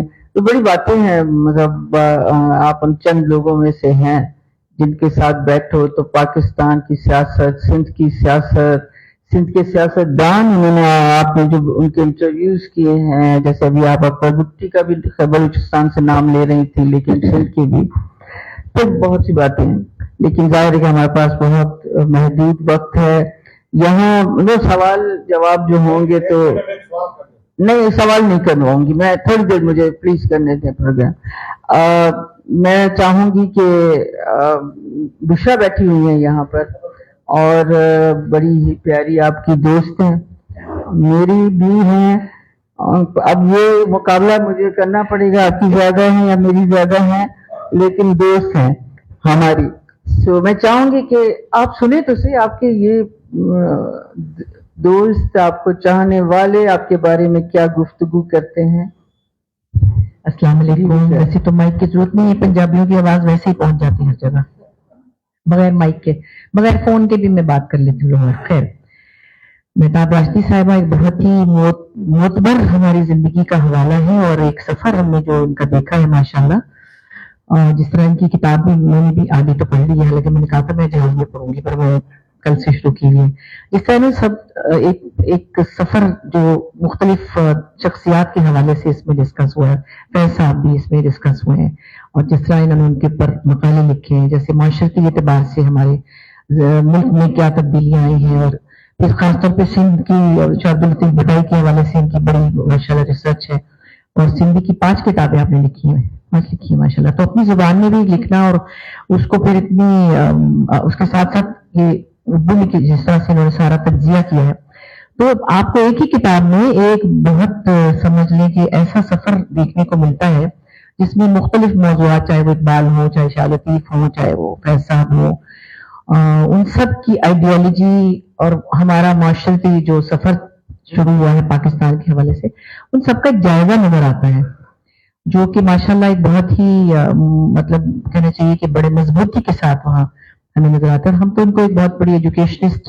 بہت ہی پیاری تو دوست ہیں یہ, لیکن اب جب سب نے ان کو فروزہ میں دیکھا, ان کی وہ پیاری سی اسمائل جو ہے نا, یہ ایسے کہہ رہی ہیں اکبر راشدی صاحب جو وہ اسمائل کے پیچھے پیچھے تھے, اور ان کو کچھ پتا نہیں تھا یہ کیا کرتی ہیں.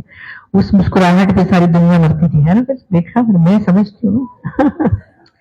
باقی چیزیں تو خیر ظاہر ہے کہ بہت ہی قابل قدر ہیں, اور بہت ہی پیاری سی دوست ہے. میں تو یہ کہتی ہوں کہ بڑی میری خوش نصیبی ہے کہ ان جیسے لوگوں کے ساتھ میں دوستی کا دم بھر سکتی ہوں, یا میں کہہ سکتی ہوں, کیونکہ میرا تو وہ لیول نہیں ہے جتنا ماشاءاللہ بھاری بھرکم ان کی شخصیت کا ایک پورا اورا ہے.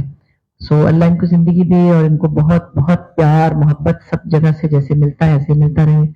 اور میں آپ کے لیے کیا کہہ سکتی ہوں, صرف یہ ضرور کہوں گی کہ پیپلز پارٹی کی اگر کرسی پہ بیٹھی ہیں, ان سے صرف کہا کہ پلیز ذرا وہ بارشوں کے لیے کچھ کر کے دکھا دیں, کچھ اتنا سا, کچھ نہیں اور کچھ نہیں چاہیے. میں نے بلکہ پچھلے دنوں میں سفر کر رہی تھی, تو میرے ساتھ ڈاکٹر سمرو تھے, زرداری صاحب کے ایڈوائزر ہے, تو بیچارے سویٹ کہنے لگے کچھ کہتا ہوں تو بتایا, میں نے تو کبھی کسی سے نل کا بھی نہیں لگوایا, مجھے پتہ ہی نہیں کیا کہتے ہیں, اللہ کا شکر ہے.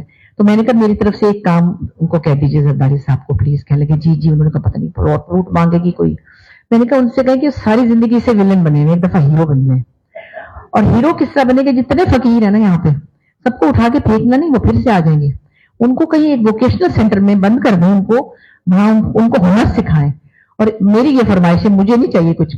ہنسنے لگے. میں نے کہا ان کو کہیں موقع دے رہی ہوں میں ان کو ہیرو بننے کا, ولن بن بن کے وہ تھک گئے ہوں گے اب تک.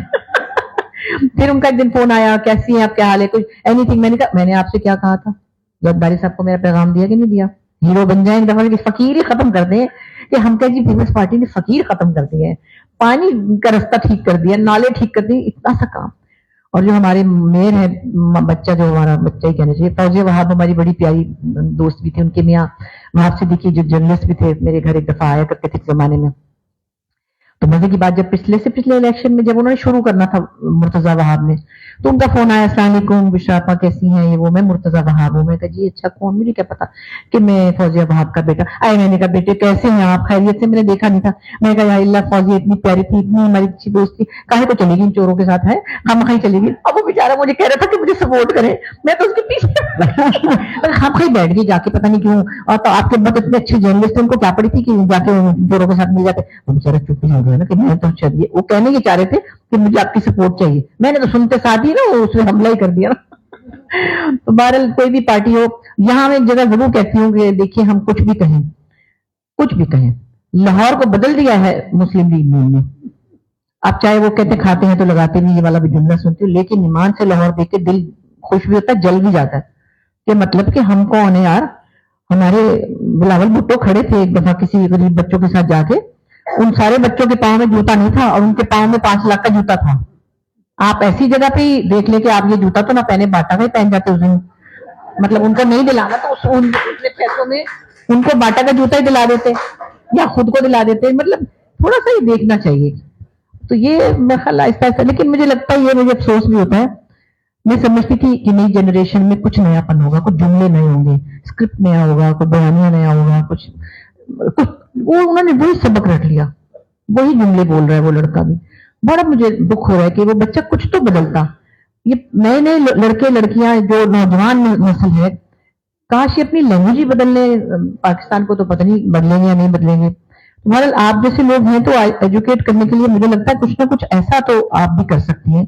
तुमसे कहें कि भाई आप जरदारी साहब को ये मैसेज तो जरूर पहुंचाएं कि अब आप हीरो बन जाएं। हाँ, हीरो बन जाएंगे। जी जरूर कोशिश करूंगी। राजी साहब आप बात करेंगे, जरा बताइए तो सही, मेहताब के साथ जिंदगी कैसी गुजरी, आखिर में पछता तो नहीं रहे? आप राष्ट्रीय साहब से बात कर रही हैं या उनके मियाँ से? मैं अकबर राष्ट्रीय से बात कर रही हूँ। अकबर राष्ट्रीय को मेहताब राष्ट्रीय ने तराशा है। वाह। तो जो भी आज मैं हूँ, जो भी चीज़ अच्छी नजर आती है, इनकी सोबत ने, इसकी कंपनी ने, इसके साथ रहने से मैंने बहुत सीखा है। वाह। मैं अनपढ़ आदमी हूँ, मेरा कोई पढ़ाई से ताल्लुक नहीं है, रेत और बजरी का काम करता हूँ, लेकिन थोड़ा बहुत अगर मेरा अदब के साथ और आप जैसे लोगों के साथ मोहब्बत और ताल्लुक है तो इनकी वजह से उससे सीखता हूँ, और अभी सीखने के लिए जितनी जिंदगी है सीखता रहूँगा। इन्होंने मुझे दिया है, मैंने जिंदगी के दिन इसको दिए हैं, बाकी सब मुझे इनसे मिला है। वाह वाह वाह। सुल्ताना आप कुछ राज हैं अगर खोलने के? मुझे तो लगा है कुछ बदला, इसलिए कि एक मर्द तो बदला, क्योंकि ये बड़ी बात है। ये होते हैं अपने पे कॉन्फिडेंस और यकीन की बात कि ये मैं जो कुछ हूँ मैं इससे सीखा हूँ, लेकिन हमारे पास मैं सारी उम्र इसी पे काम करती रही कि कुछ सोच बदले मर्दों की, और काबिलियत जो है हमारी खवातीन की जो यहाँ सब बैठी हैं उसको इसे सरेआम वो कह दे कि हम उसकी वजह से हैं। तो ये बड़ी बात है। मेहताब के लिए क्या कहूँ, आपके लिए क्या कहूँ, आप लोग तो इतने काबिल लोग हैं। मेहताब, मुझे तो कुछ भी नहीं पता होता था कि क्या खबर क्या चीजें, तो मैं इसे कहती थी मेरी खबर भी तू, अखबार भी तू, बताओ तो उसे चल क्या रहा। तो मुझे अक्सर तो नहीं पता था, ये मेरा कसम से मुझे यही बताते हैं। और अगर मीडिया की बात करूं तो बुशरा बताती है, वरना मेरा एक कमरे से ऑफिस से लेके दूसरे कमरे तक यानी घर तक का है। अगर मैं अच्छाई करूं तो समझो इन लोगों ने बताई है, बुराई करूं मगर आपने कैसे जिंदगी में क्या मेहताब को आपने जिंदगी में आपने, क्योंकि बड़ा अच्छा मैं बताऊं, मैं जैसे सभी लोग होंगे, लेकिन मैं इसकी काबिलियत से जितनी मुतासिर हूँ, मैं आपकी काबिलियत से भी बहुत मुतासिर हूँ। मैं समझती हूँ मैं वाकई में कुछ नहीं हूँ। मैं जब आप दोनों को सुनती हूँ तो यूं करके सुनती हूँ, और मतलब एक जो मुझे एक जो अच्छी चीज लगती है, जो मैंने बार बार ये बात कहती हूँ, वो मुझे है कि सच के साथ खड़े हो जाना।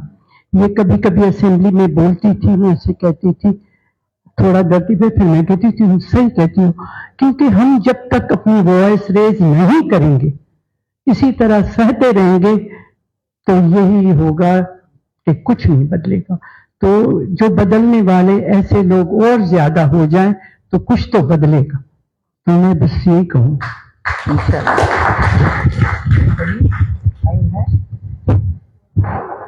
चलें, अभी किसी और को कोई, आप जरा मार खाइए क्लास में मेहताब के हाथों, इनको दें।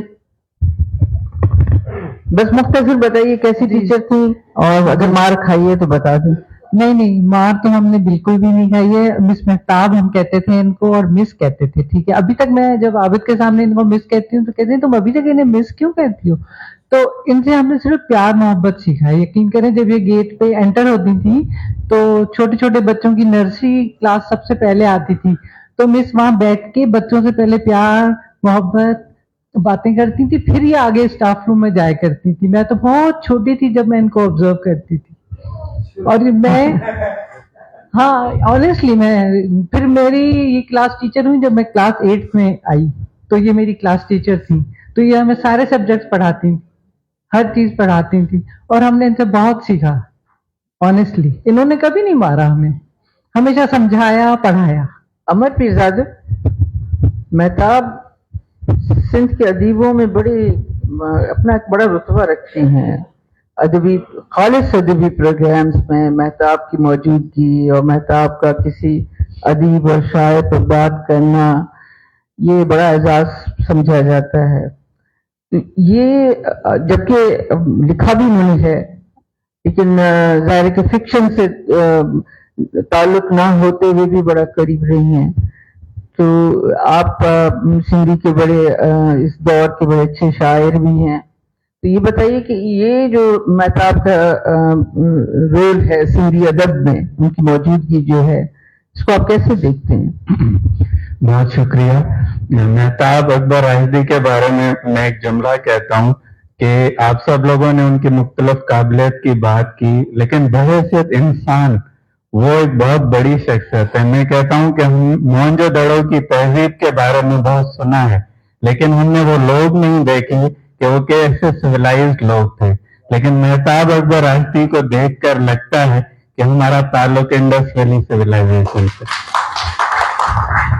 तो एक होता है ना कि आदमी को बड़े रुतबे मिल जाए, बड़े ओहदे मिल जाए, शोहरत मिल जाए, तो उनमें गुरूर आता है. लेकिन बड़े लोग वो होते हैं जो ज्यादा हम्बल होते हैं, और इनकी खास बात यह है कि आज के दौर में जब हम इंसानियत से मायूस होते हैं, वैल्यूज से मायूस होते हैं, तो ऐसी शख्सियात होती हैं जिनको देखकर इंसानियत पे यकीन आने लगता है. बाकी मेहताब अकबर राशिदी जो है वो इस लिहाज से लकी हैं कि उनका ताल्लुक रेडियो पे रहा, टेलीविजन से रहा, पॉलिटिक्स से रहा, इसी तरह लिटरेचर से रहा.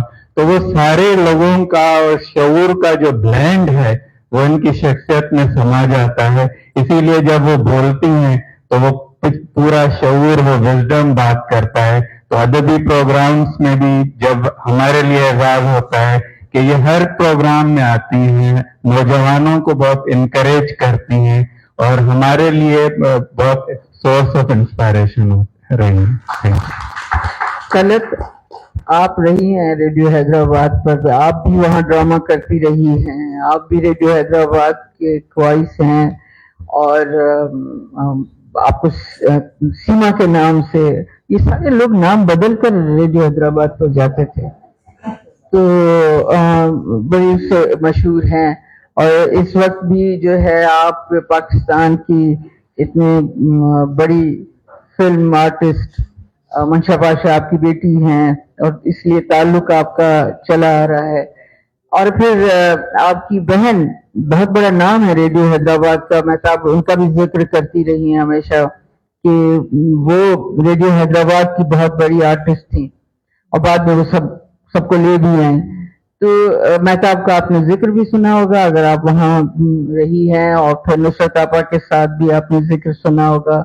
अब छोटी थी, मेरे ख्याल मुस्तफा कुरैशी के साथ आपने रोमांटिक सीन नहीं किए होंगे. नहीं, मगर बाद वालों के साथ.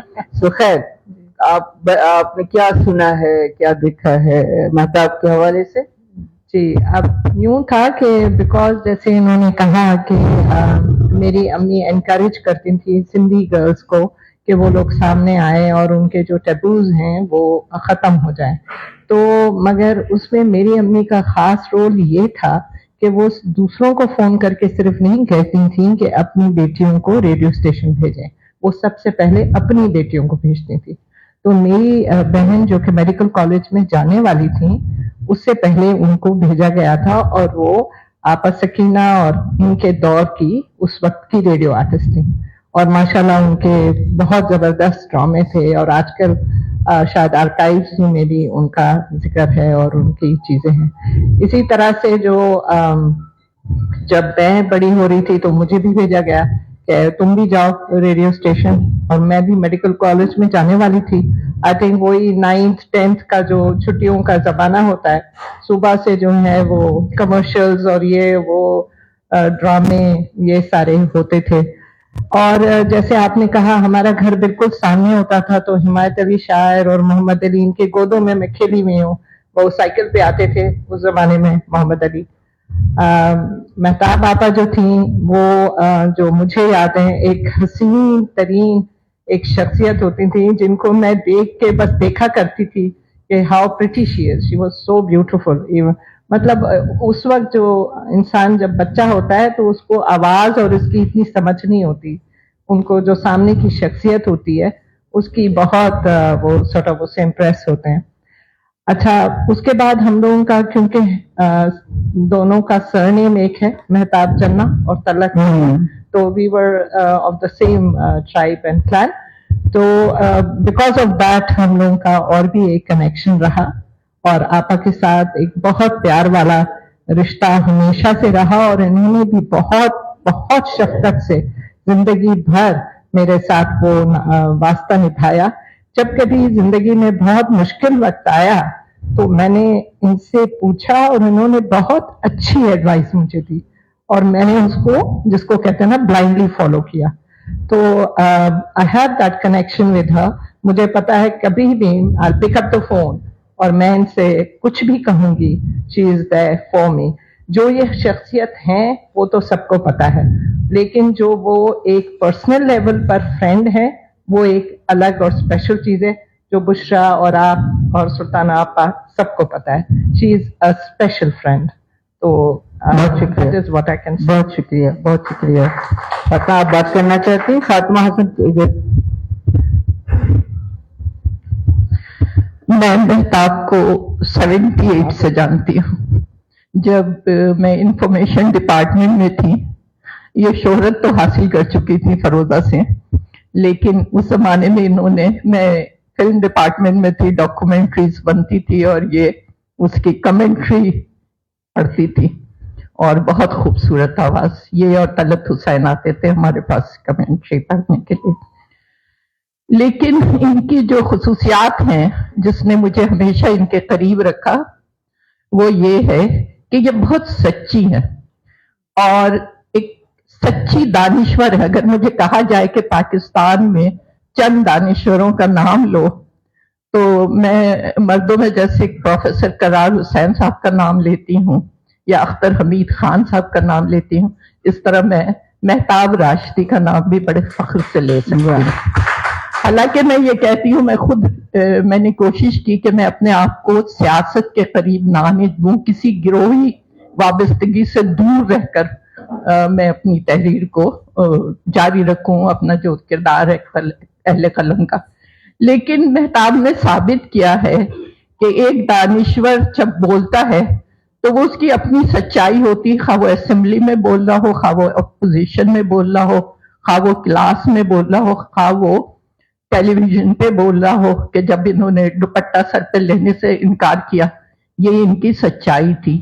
اور ابھی بھی جو یہ گفتگو کر رہی تھی تو یہ اپنی سچائی سے کر رہی تھی, کسی مصلحت کے تحت نہیں کر رہی تھی. تو دو باتیں ان میں جو انسپائر کرنے والی ہے اور جو جن نے بھی سنی ہے اور جو نسلیں سنیں گی, ایک یہ کہ ان کا سچ, ان کا اپنا سچ ہے, یہ کسی کی اسپوکس مین نہیں ہے. دوسرے یہ ہمیشہ عصبیت سے پاک رہی. جیسا انہوں نے کہا کہ انہوں نے ہر ایک سے سیکھا, جیسے انہوں نے ابھی علامہ اقبال کو ڈیفینڈ کیا, اپنے موقف پہ قائم رہی, جیسا کہ اس کتاب میں, اب یہ کتاب میں پڑھتی رہی ہوں, کچھ نہیں بدلا. کچھ نہیں بدلا کہنے کا مطلب ہے کہ بدلنے کی ایک شدید خواہش ان کے اندر ہے, اور اس میں یہ اپنا کردار ادا کر رہی ہیں. اور جتنا تنوع اس کے مضامین میں ہے وہی ان کی فکر کو, ان کو سمجھنے کے لیے اور ثابت کرنے کے لیے بہت زیادہ ہے. میں مہتاب کو مبارکباد دیتی ہوں کہ انہوں نے اپنے کو ہر قسم کی آلودگی سے پاک ہو کر جیسا دیکھا ویسا لکھا. بہت شکریہ. امینہ سید बस अमीना सैयद गैलरी होता गैलरी अमीना सैयद साहिबा। Thank you. छोटी सी बात करूंगी कि आपने भी जिक्र किया कि एक किताब हमने शाये की है टैपिस्ट्री, जो फौजिया डॉक्टर फौजिया सईद ने लिखी है। उसमें एक चैप्टर है मेहताब अकबर राशिदी पर, और उसका नाम है द लेडी ऑफ द दुपट्टा।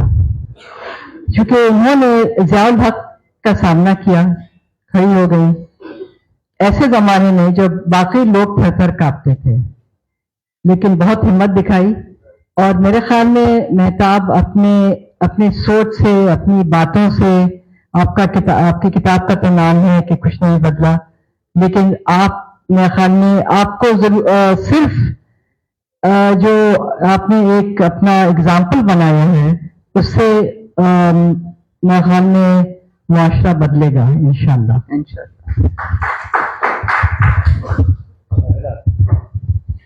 बस अब दो जुमलों में बात, मर्दों को सिर्फ 2 जुमले बोलने की इजाजत।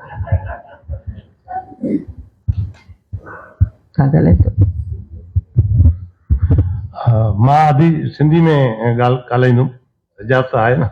हाँ हाँ। अधी मेहताब टीचर रही आहे, फनकार रही आहे, ब्यूरोक्रेट रही आहे, सियासतदान रही आहे। हाणे मूंखे हालांकि हिन खां सुवाल पुछिणो हो त अधी खे कहिड़ो जेको इहे मुख़्तलिफ़ किरदार आहिनि साफ़ बि रही आहे, हिन अधी केतिरा बि पॉलिटिकल इंटरव्यू कया आहिनि, अकबर मुफ्ती साहब जो इंटरव्यू बि अधी कयो। हाणे इहे मुख़्तलिफ़ किरदार आहिनि, हालांकि मां पुछणु चाहियो पिए अधी खां त कहिड़ो किरदारु तव्हांखे वधीक ताक़तवर लॻो, पर मां पंहिंजे तरफ़ां इहो थो चवां त मूंखे सभिनी किरदारनि में एतिरी ताक़त लॻी, मां नथो करे सघां त कहिड़ो किरदारु वधीक ताक़तवर, सभु ताक़तवर किरदार आहिनि। ॿी हिकिड़ी ॻाल्हि अधी जेका मेरिट वारी ॻाल्हि कई, मां उन जो शायदि ईअं थो ॾियां, अली मोहम्मद खान मगर वज़ीर आला हुयो, अधी इंफॉर्मेशन सेक्रेटरी हुई, मां अख़बार जो सिंध अख़बार जो चीफ एडिटर हुयुमि। अली मोहम्मद खान जे ॻोठ जो हुयुमि, मूं अधी खे फ़ोन कराई त बाबा इहे असांजे ॻोठ जो अख़बार कढे ॾियो, हिनखे इश्तिहारनि जे सिलसिले में तव्हां वटि अचे थो, तव्हां हिनजी मदद कयो।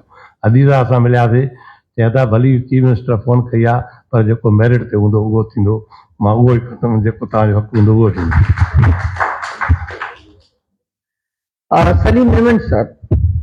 सलीम अहमद साहब, प्रोफेसर सलीम अहमद साहब सिंधी अदब का बहुत बड़ा नाम है, शाह लतीफ़ पर उन्होंने बड़ा काम किया है, सिंध यूनिवर्सिटी से इनका ताल्लुक है, मेहताब के भी कलीग भी हैं, दोस्त भी हैं, कराची मेरे मुंह से निकल गया, कराची यूनिवर्सिटी और अपने सिंध के हवाले से, सिंधी अदब के हवाले से, दानिश के हवाले से बहुत बड़ा नाम है। आपका मेहताब के साथ बड़ा ताल्लुक रहा है अभी तक? मेरे ख्याल में जो इनकी सहेलियां हैं उनको छोड़ के पर मेरा इनसे बचपन से बड़ा गहरा ताल्लुक रहा है। आपने इनसे एक बात पूछी, वो गोलमोल सी होकर रह गई कि आप फंक्शन लीग से पीपल्स पार्टी में कैसे आई, उसका कोई सही जवाब नहीं आया। ये पीपल्स पार्टी में लाशऊरी तौर पे जब फंक्शन लीग में भी थी तो ये पीपल्स पार्टी में ही थी, और इनको पीपल्स पार्टी वालों ने इसलिए चुना कि अकबर राशिदी को सियासत से दूर रखना चाहते थे।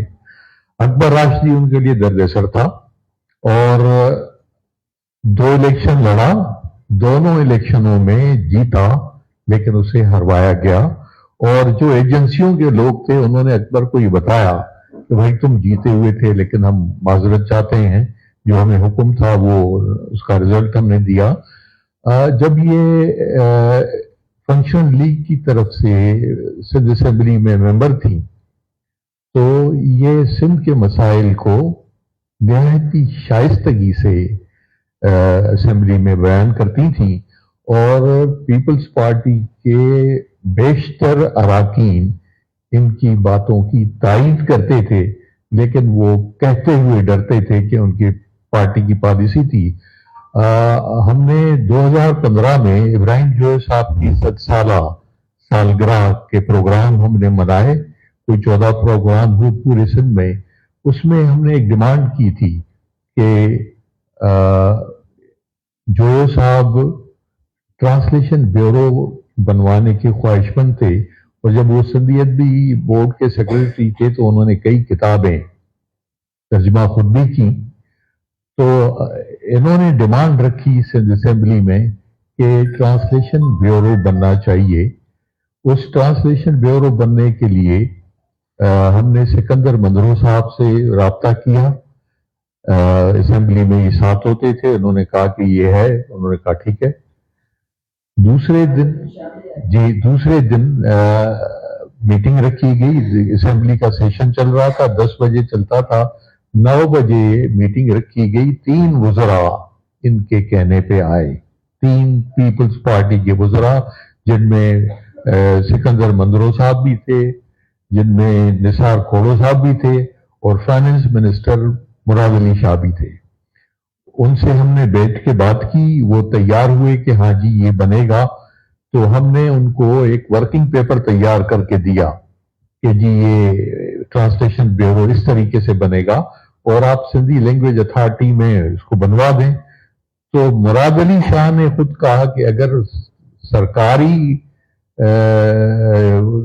इदारे की सूरत में बनेगा तो वो काम नहीं करेगा, हम आपको पैसे देंगे, आप एनजीओ बनाएं और आप खुद काम करें, अपनी टीम तैयार करें, उसके लिए काम करें।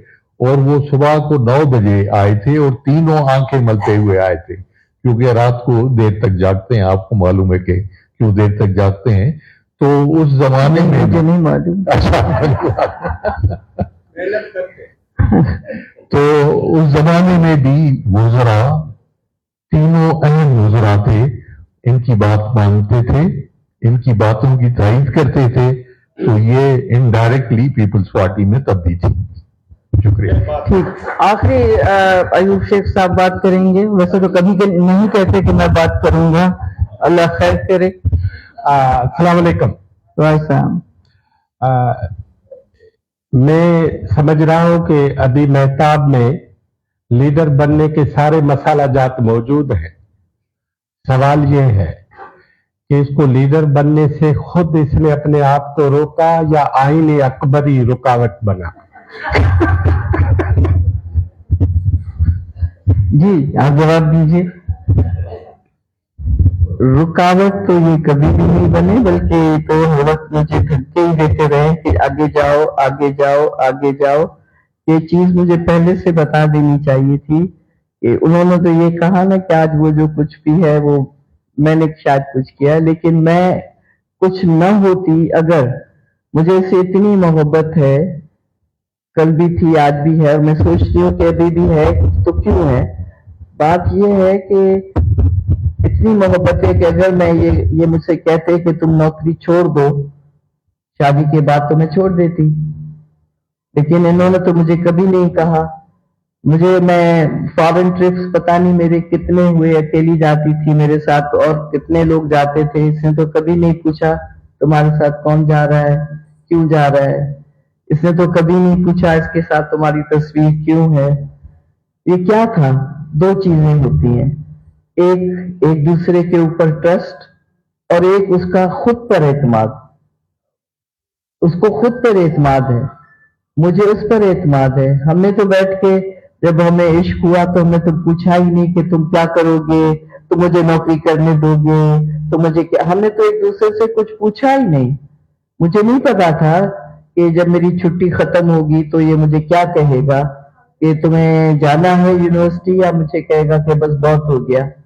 हमने एक दूसरे से पूछा ही नहीं, लेकिन इसने ये एक जुमला कहा था कि मैं ये चाहता हूं कि पहले अगर तुम आहिस्ता चलती थी तो मेरे साथ जब चल रही हो तो थोड़ा तेज चलो, मैं तुम्हारे साथ हूं।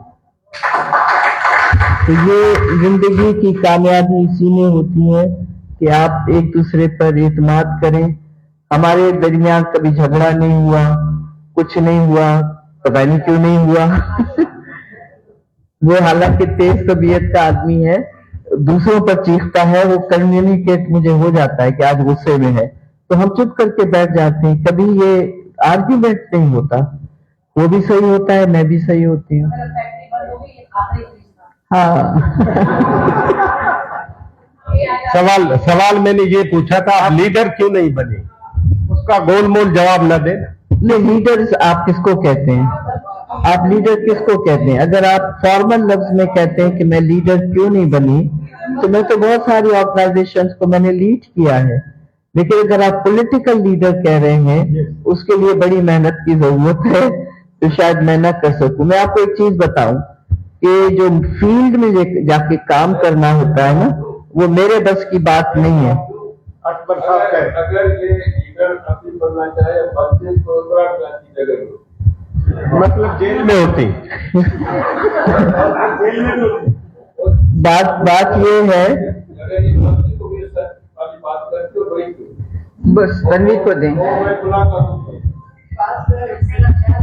हाँ, ये आपके जवाब देकर खत्म करते हैं कि आज के इस बात से जो है जी स्टेज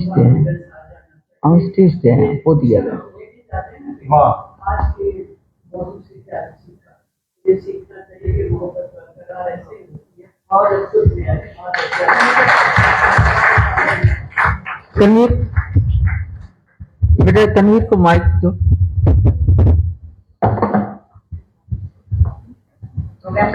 खत्म करूं या जारी रखूं? नहीं खत्म करें।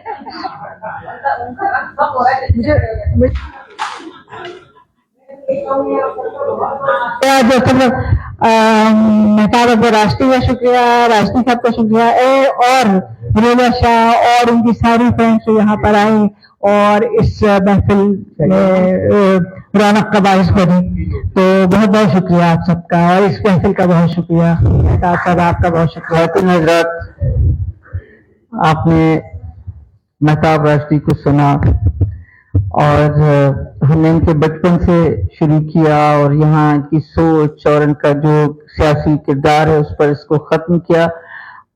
मेहताब हमारा बहुत बड़ा सरमाया है जी, वो हैं जिनके नक्शे पा पर पीछे आने वाली नस्लें चलती हैं। अल्लाह इनको सलामत रखे। और पाकिस्तान लीडर्स बोने और उगाने के मामले में खासा खुशहाल है, जगह जगह लीडर्स हैं, लेकिन पाकिस्तान में मोहब्बत करने वाले लोग खाल खाल ही हैं। सो इन दोनों की मोहब्बत सलामत रहे, इन दोनों का साथ भी सलामत रहे। और यहाँ आप सबका बहुत शुक्रिया। कल मेहताब की नोट स्पीकर हैं नीचे हसीना मोइन हॉल में, बेदिल मसरूर पर एक प्रोग्राम है। कहाँ पे? ऑडिटोरियम 2 में। और अगर